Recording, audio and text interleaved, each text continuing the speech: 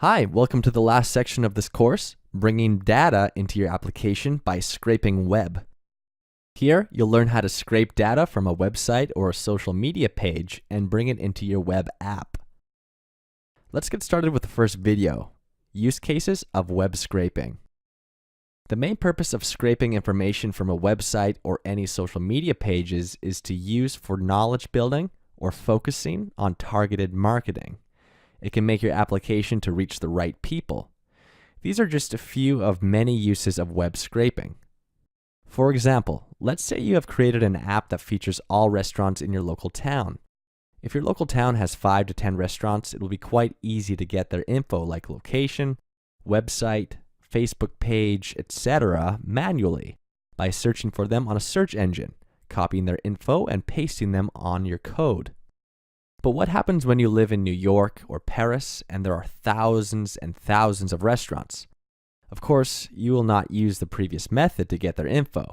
Instead, you'll go for a convenient and easy method to collect the information. Later in this section, you'll be able to use such a handy method, web scraping, using Bing Web Search API. Bing Web Search API is used to get data with the help of public domains like Wikipedia, or any social media pages or websites into your application. You'll be able to provide an experience to a user's query similar to Bing search results. This will make your app smarter and your work more efficient. Let me share some important use cases of web scraping, and you'll be amazed to know you can use web scraping data for multiple purposes. Let's see these one by one. So, you could gather the data for sentiment analysis on top of them.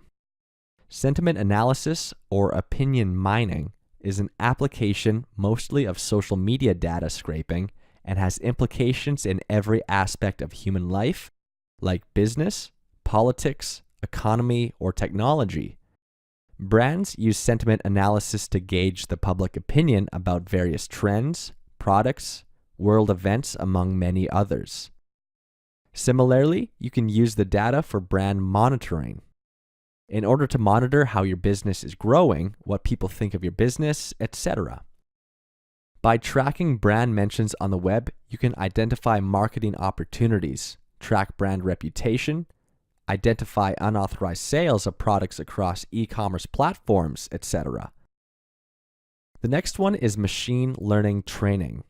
As we've mentioned in the third section of this course, machine learning has a huge demand for data to be used for training, especially when it comes to machine learning problems like natural language processing, or NLP. Twitter is a great source of data. Another important use case is customer voice. Listening to your customers' opinions, grievances, and feedback on the social media platform is considered a vital part for a business nowadays.